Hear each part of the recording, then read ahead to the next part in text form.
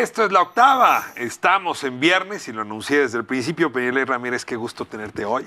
Muchas gracias. Nos burlábamos un poquito de ti, Susana Zavala y yo hace un rato. A ver, tendrías que escribir manual para que en la mañanera el presidente te pregunte. Perdón que regrese a hacer esa anécdota, pero antes de entrar en materia con los narcosubmarinos, cuéntanos cómo estuvo esa recomendación que te dieron de vestirte de rojo. No, en realidad la recomendación fue de Nayeli Roldán, la gran reportera de Animal Político que hizo La Estafa Maestra, que es una amiga muy querida, y entonces yo le dije, voy a ir a la mañanera por primera vez, y no me dijo vístete de rojo, ni ponte vestido, ni nada, solo me dijo, es mejor si usas un color brillante, para que él se fije, porque hay muchas personas, y trata de sentarte en la primera fila.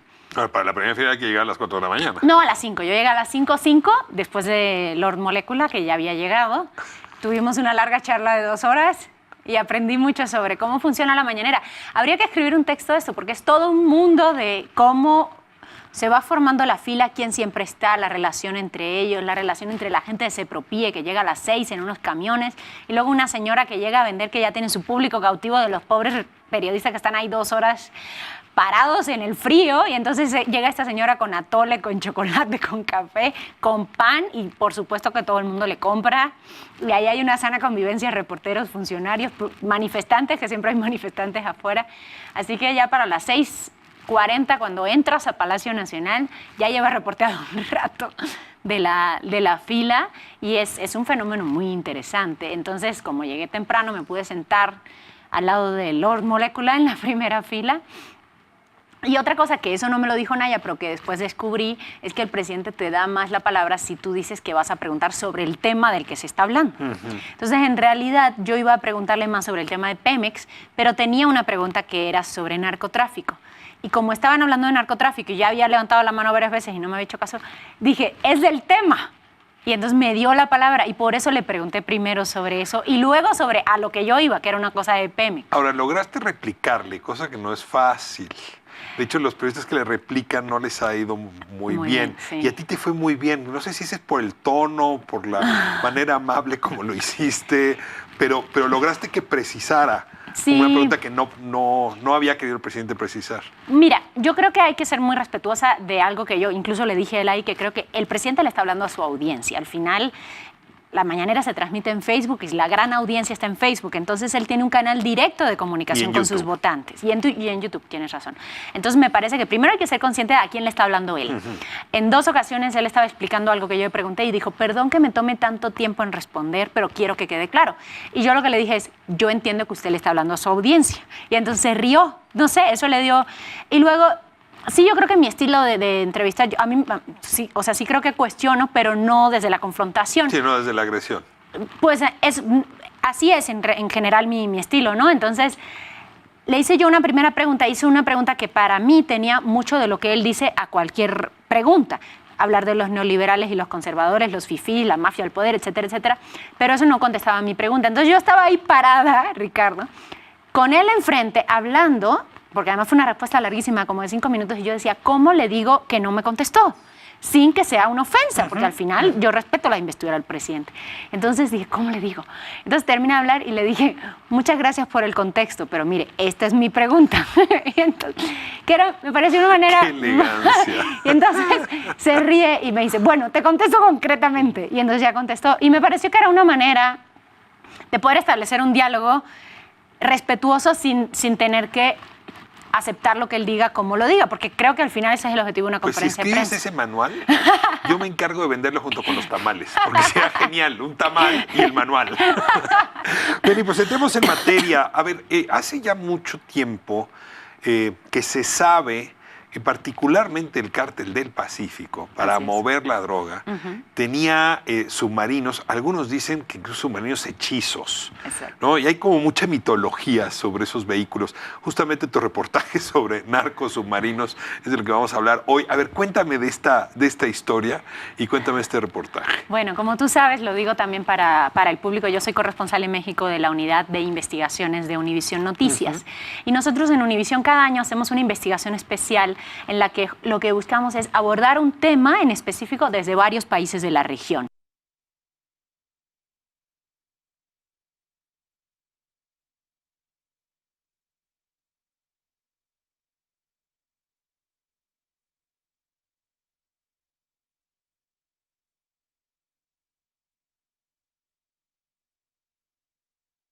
Cada noche tenemos un encuentro con muchos aspectos de los artistas, con emociones, con alegrías, con sentimientos. ¿Cómo es la vida íntima de Claudio? ¿Es soltero, casado, viudo, divorciado? Soltero con novia hace mucho tiempo. ¿Crees en el matrimonio? Sí creo, a pesar de que vengo... ¿Te vas a casar? Posiblemente sí, lo más seguro. Es un espacio íntimo en el cual podemos disfrutar a los artistas tal y como son.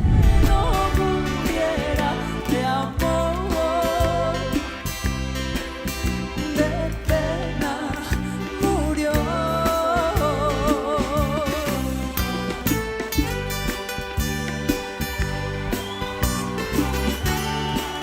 Toda una puesta en escena en un ambiente íntimo solo para ustedes en las noches de Bohemia. Dos capitanes de semisumergibles que fueron atrapados por las autoridades y ellos cuentan las condiciones terribles en las que se hace el viaje porque es muy hacinado, porque no pueden ni siquiera abrir la escotilla porque es muy peligroso y no pueden ni hacer sus necesidades, hacen sus necesidades cada 2 o 3 días en alta mar.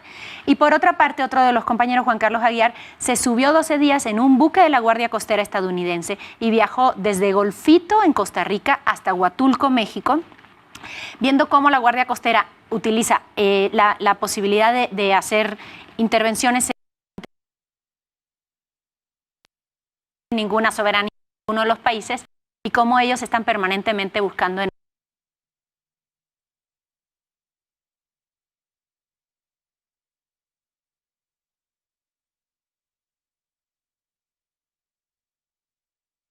con mi hermana. Quiero que todo esté bien, ya que nuestra familia se separó hace 10 años.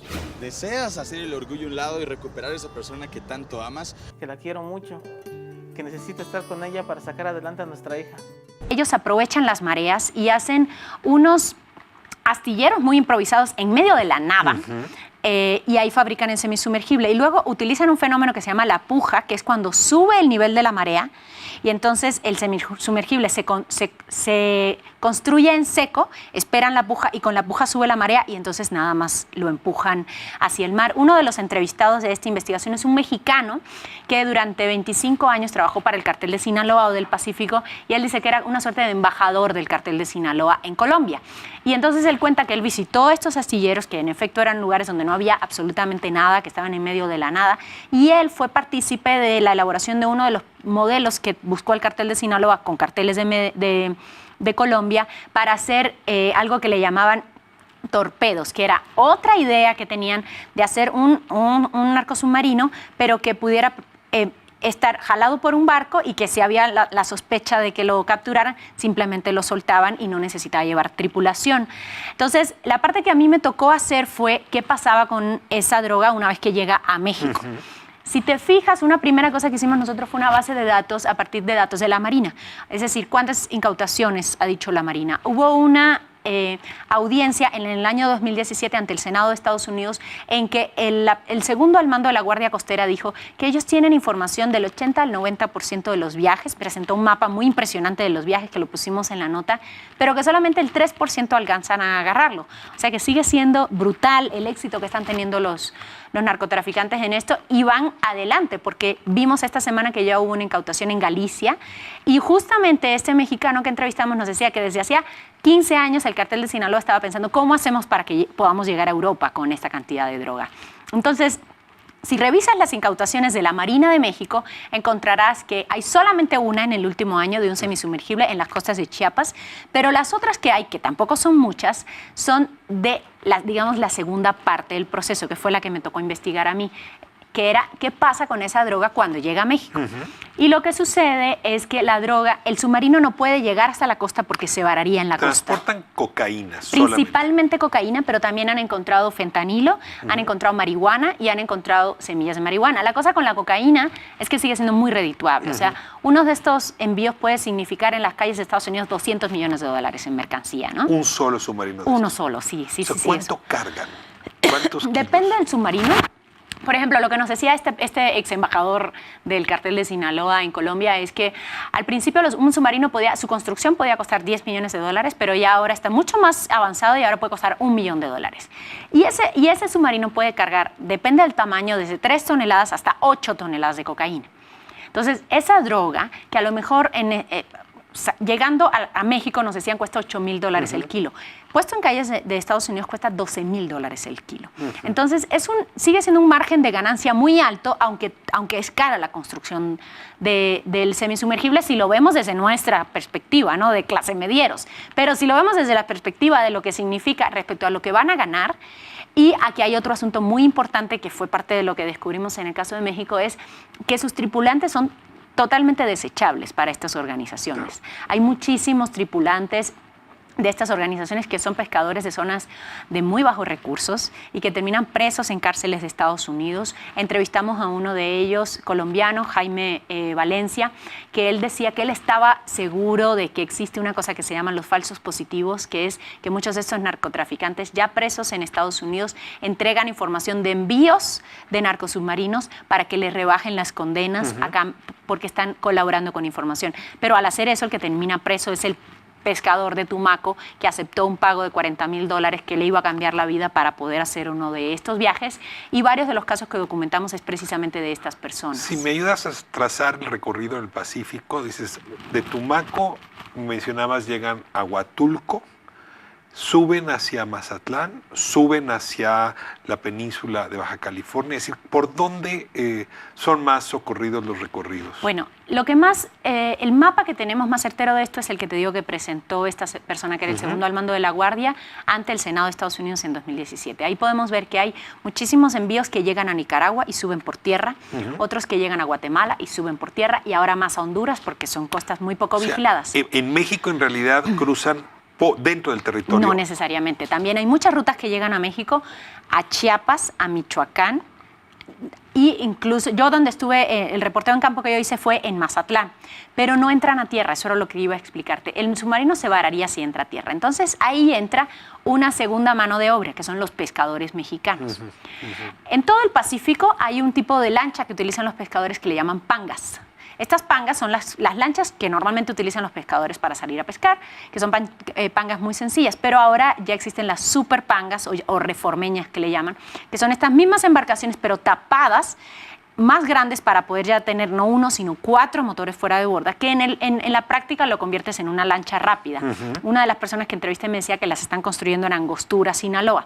Entonces, estas pangas contratan a un pescador, que es un pescador normal, pero que necesita algo de dinero, salen unas 5 o 10 millas de la costa y ahí se hace la descarga del submarino a la panga. Y o sea, se hace en el mar. En alta mar. Se abre la escotilla y empiezan a pasar los paquetes. Y pasan los paquetes en la noche. Y esa entonces, panga o lancha rápida, sube a toda velocidad por toda la costa del Pacífico mexicano hasta llegar a la parte donde termina y ya estás muy cerca de la frontera, y ahí lo cruzas por tierra hacia Tijuana. Subes hasta digamos, la parte norte del Golfo de Cortés. Así es. De hecho, el caso que estamos documentando, porque lo podemos ya decir. Cruzas por el Golfo de Cortés, no cruzas por fuera. No, cruzas por dentro. Incluso nos decían y que ahí estás ya cerca de San Luis Río Colorado. Exactamente. Algunos de las rutas nos decían incluso que llegaban a Los Cabos. Depende, ¿no? Son muchísimas rutas. Hay 700 rutas que pasan por México cada año. Bueno, la pregunta obligada. La Marina es la que tendría que estar patrullando. Así es. Y hay ahora, pues, instrucción presidencial para que la Marina, sobre todo, se aboque a cuidar las aguas. Así es. Y a combatir el narcotráfico, pues no como se hacía antes en Cuernavaca, sino justamente en estas zonas. Así es. ¿Tú ves a la Marina haciendo este papel? Porque decías, los decomisos han sido muy pocos. Yo creo que los números hablan. O sea, si tomamos en cuenta la cantidad de droga, de cocaína que pasa por México, tomando en cuenta los datos del gobierno de Estados Unidos, y si tomamos en cuenta la base de datos que hicimos de lo que la Marina ha reportado, hay 3 toneladas de cada 100 toneladas que son decomisadas. Es decir, hay 97 toneladas de cada 100 que nadie ve, nadie supo por dónde pasaron, y Estados Unidos, con su información de inteligencia, dice cruzaron por México. Esa es la información que tenemos. O sea, por lo menos 97 de cada 100 no las vieron, no se enteraron. Esos datos, esa base de datos que te digo es del último año, o sea, es información de 2019. Sí, los decomisos que tenemos son de la Marina. Hay una superpanga de esta que les describía, que fue en este año en Tobolobampo, Sinaloa, que es un puerto que está muy cerca de Los Mochis, y ahí ellos hicieron pues como siempre hacen, su anuncio y mostraron la droga y montaron los bidones de gasolina y mostraron todo eso. Lo que a mí me dijeron los pescadores que yo entrevisté en la costa de Sinaloa es que no hay una presencia de vigilancia suficiente, y aquí no solamente para el tema del narcotráfico, sino ni siquiera para otros temas que a ellos les atañen mucho más directamente, como la pesca ilegal, como la piratería en el mar, que publicó Reforma El hace mar es unos días. territorio de nadie. Pues es territorio de la delincuencia. Yo no creo que sería territorio de nadie.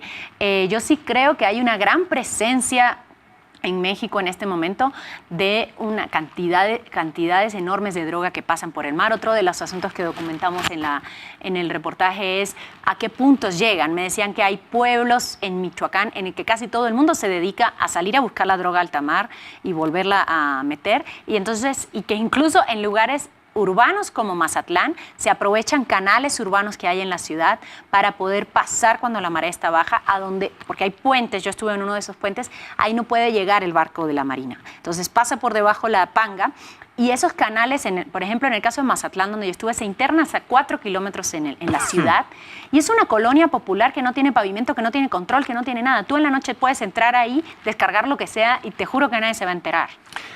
Decías que encontraron algún submarino cerca de Galicia, pero en realidad casi todo lo que nos estás diciendo es actividad del Cártel del Pacífico o de esa empresa criminal. Así es. Te preguntaría si del lado del Golfo hay algún movimiento similar, sobre todo asumiendo que en los años, pues, ¿qué habrá sido? 80, 90, pues mucha de esta droga entraba por lancha rápida a través de Florida. Exacto. De hecho, la cocaína en México empieza a llegar cuando George Bush padre logra sellar estos canales de Florida, y entonces es cuando los colombianos empiezan a utilizar México para pasar su droga. Cuéntame del Golfo, ¿cómo está el Golfo hoy? Pues mira, como tú sabes, el público no sabe, yo soy cubana y por tanto conozco esa zona. En Cuba nosotros tuvimos un juicio sumario contra una persona que era un alto directivo de la revolución cubana, del régimen de Castro, y que fue como una especie de estate quieto para las personas dentro del gobierno de Cuba que participaron en esta tráfica, lo que se conocía en ese momento como la Ruta del Caribe. Lo que vemos por las cifras oficiales, tanto de la Guardia Costera de Estados Unidos como de la Armada de Colombia, nosotros no tuvimos mucha respuesta de la Marina de México en cuanto a información, algo de información, pero no tanto como estos otros dos gobiernos. Es que sí se está recuperando la Ruta del Caribe, pero no ya a través de Cuba, sino a través de las islas. Y lo que decías acerca de el cartel del Pacífico, el cartel de Sinaloa, que es el que más lo ha hecho, los testimonios que tenemos sí hablan más de eso. Yo he estado documentando en el último año información sobre el cartel de Jalisco Nueva Generación. El comercio de ellos es más con Asia, más a través de grandes barcos, no a través de esto. Los testimonios que tuvimos para la investigación, todo el mundo hablaba del cartel del Pacífico, tanto antes como ahora. Y hablaban de un término muy interesante que yo no conocía antes, que es el cuidacargas. Lo que decían es que ha habido en algún momento algunas fricciones, sobre todo en el cartel del Pacífico y el cartel de Medellín, y entonces, como los mexicanos son los compradores de la droga y quienes las produce es Colombia, lo que nos dicen tanto autoridades como ex participantes que sucede es que los mexicanos mandan a un mexicano.